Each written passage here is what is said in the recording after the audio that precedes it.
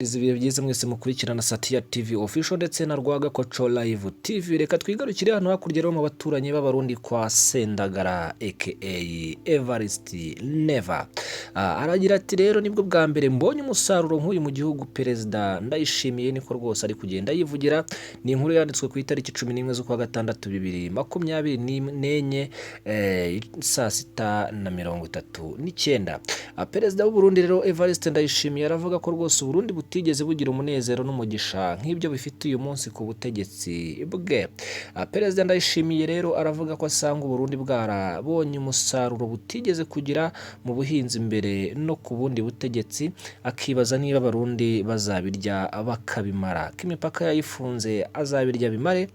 Ibi rero Ndayishimiye yabitangaje ku wa gatandatu ushize mu ntara ya Gitega ubwo hibukwaga ku nshuro ya kane urupfu rwa Perezida Pierre Nkurunziza nk'uko tubikesha UBM News.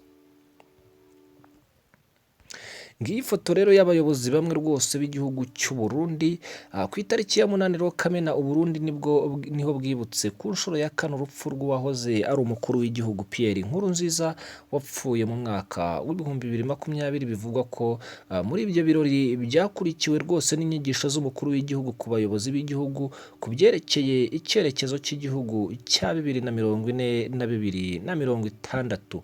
Muri izo nyigisho rero umukuru w'igihugu yagarutse ku byerekeye igihugu cyifashe muri iki gihe, aho yamenyesheje rwose ko Burundi bwabonye umusaruro mwinshi mu gihugu hose ndetse kuri we agasanga abanyagihugu batazawumara. Aho rero n'uburyo yagarukaga ku buryo igihugu kigiye cyifashe. Ndayishimiye avuga ko rero Burundi ari agahugu gato ko muri Afurika y'Iburasirazuba ariko katigeze kagira umugisha nk'uko uyu munsi bimeze, kandi ko Abarundi vuba bagiye kwigenga mu by'ubukungu. Ndayishimiye akomeza avuga ko rero Burundi butigeze bugira umunezero usibye ku butegetsi bwe gusa, akaba ashimira Imana ko yashoboye kumva amasengesho ye.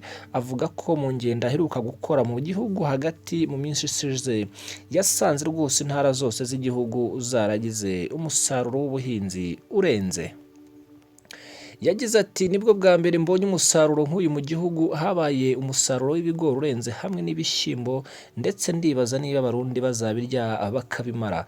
Abahinzi ndetse byarabananiye gusarura byose, bimwe biracyari ku misozi, imirima yuzuyemo ibishyimbo bikaba byiyongera ku miceri yuzuye mu bishanga. Umusaruro ni mwinshi. Ngiyo rero ifoto y'abashinga ntahe rwose b'i Burundi. Nubwo Perezida Ndayishimiye rero yigamba ko igihugu cye cyagize umusaruro urenze w'ubuhinzi ndetse Abarundi bishimye kurusha ibindi bihe byahise, ngo biracyagoranye kuko igihugu gifite ibibazo by'amadevize, kandi uwo musaruro ntacyo wafasha ngo haboneke umuti w'icyo kibazo cy'amafaranga y'amanyamahanga cyatumye igihugu kibura ibikomoka kuri peteroli, ndetse cyatumye n'ibinyobwa bya Burarundi rwose bibura ku isoko kubera kubura amadevize. Izo rero ni inkuru zikomeje kugenda zicaracara hirya no hino, natwe dukomeza kugenda tuzikurikirana kuva rwose tuziva imuzi n'imuzingo. Aha rero haravuga ko rwose abashakashatsi babonye ibisigazwa by'indege yari itwaye Visi Perezida. Ni mu minsi 2 ishize rero hari hatangiye kuvugwa rwose inkuru y'uko Visi Perezida wa Malawi indege ye yaba yaburiwe irengero.